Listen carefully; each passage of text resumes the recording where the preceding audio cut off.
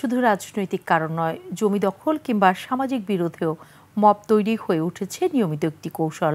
উদ্দেশ্য একটাই, সংগঠিত বিশৃঙ্খলা ঘটিয়ে ব্যক্তি বা গোষ্ঠীগত স্বার্থসিদ্ধি। প্রশাসনের নাকের ডগায় দিনে দুপুরে চলছে মবের নামে হেনস্থা বা পিটিয়ে মানুষ মারার ঘটনা। বিস্তারিত সুমাইয়া খানের রিপোর্টে। রাজশাহী নগরীর ভদ্রা পারিজাত আবাসিক এলাকার এই ভিডিওটি ভাইরাল সামাজিক মাধ্যমে।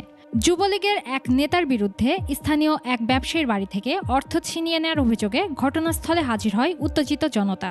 কয়েক মিনিটেই পরিস্থিতি চলে যায় নিয়ন্ত্রণের বাহিরে। এ সময় বাসায় একা থাকা এক নারীকে নির্যাতনও করা হয় বলে দাবি করা হয়।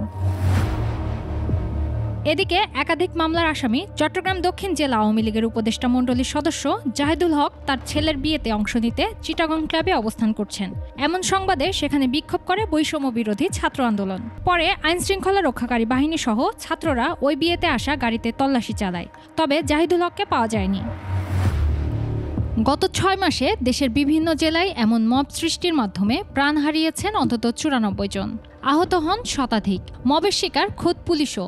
অধিকাংশ ক্ষেত্রে দেখা যায় ঘটনার পেছনে ছিল সম্পত্তি, রাজনীতি অথবা ব্যক্তিগত প্রতিশোধের হীন উদ্দেশ্য।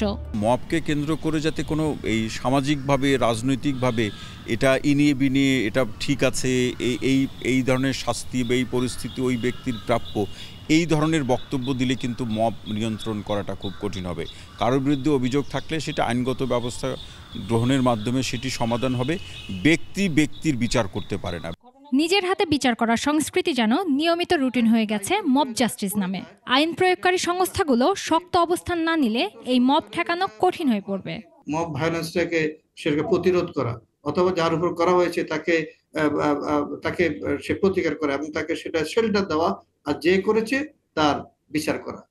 আপনি নাগরিক সমাজ, আমাদের হাতে ফোর্স নেই, আমাদের তো ল এনফোর্সিং এজেন্সি নাই, আপনি বলবো, কিন্তু সরকার প্রতিকার করতে হবে, সরকার সেটাকে অ্যাড্রেস করতে হবে এবং সেটা দমন করতে হবে। সরকার মব যেমন আচমকা তৈরি হয়, ঠিক আচমকা মিলিয়েও যায়, কিন্তু নিয়ে যায় অনেকের জীবন, হয় সম্পদ নাশ।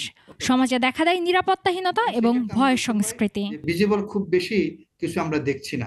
সুমাইয়া খান, 21 টেলিভিশন, ঢাকা।